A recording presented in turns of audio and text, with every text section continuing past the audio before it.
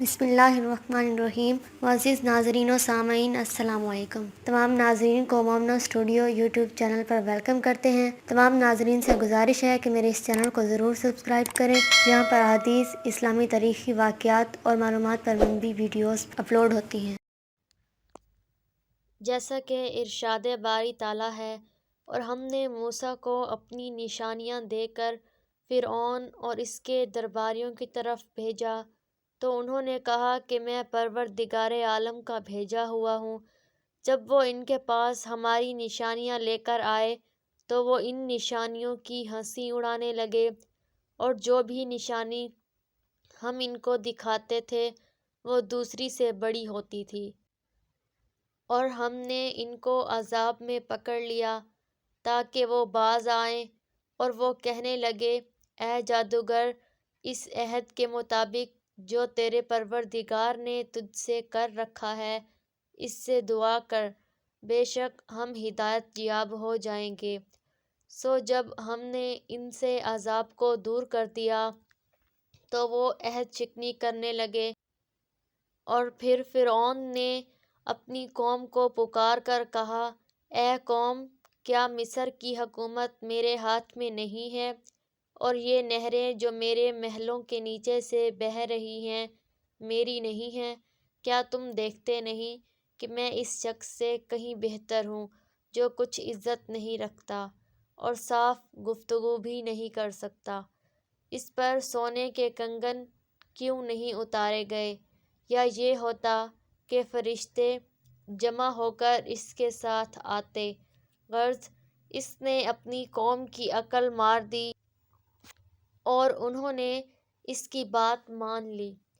بے شک وہ نافرمان لوگ تھے۔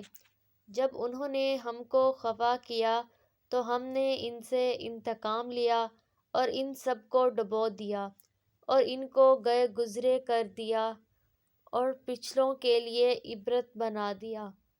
حضرت موسیٰ علیہ السلام کو ملنے والے معجزات آپ کی حقانیت کی واضح دلیل سے، لیکن ان لوگوں نے آپ کا اور آپ کے معجزات کا مذاق اڑایا۔ انہوں نے خود بھی آپ کی تکذیب کی اور دوسروں کو بھی کفر پر آمادہ کیا۔ ان کے سامنے یکے بعد دیگرے اللہ کے نشان آئے، لیکن ان پر کوئی اثر نہ ہوا۔ ارشاد باری تعالیٰ ہے، اور انہوں نے کہا، اے جادوگر، ہمارے لیے اپنے رب سے اس کی دعا کر جس کا اس نے تجھ سے وعدہ کر رکھا ہے، بے شک ہم ہدایت یافتہ ہو جائیں گے۔ ان کے زمانے میں جادوگر کا لفظ عیب یا نقص کا پہلو نہیں رکھتا تھا، کیونکہ اس معاشرے میں جادوگر ہی علماء کا مقام رکھتے تھے۔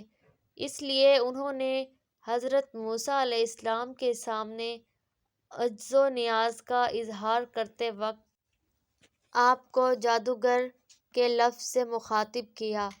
اللہ تعالیٰ نے فرمایا، پھر جب ہم نے وہ عذاب ان سے ہٹا لیا، انہوں نے اسی وقت اپنا قول و قرار توڑ دیا۔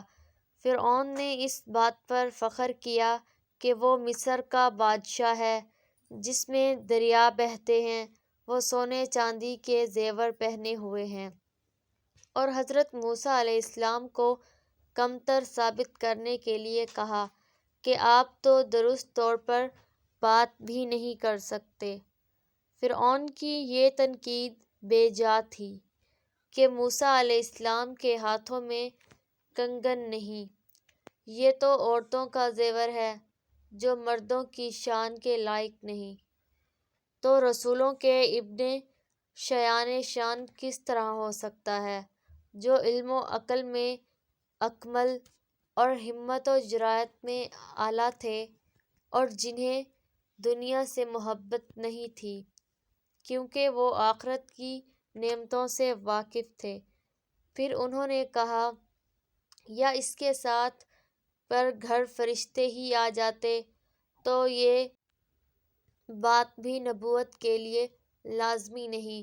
فرشتے تو حضرت موسیٰ علیہ السلام سے بہت کم درجے کے افراد کا بھی احترام کرتے ہیں، جیسا کہ حدیث نبوی ہے، فرشتے طالب علم کے لیے اس کے عمل پر خوش ہو کر اپنے پر جھکا دیتے ہیں۔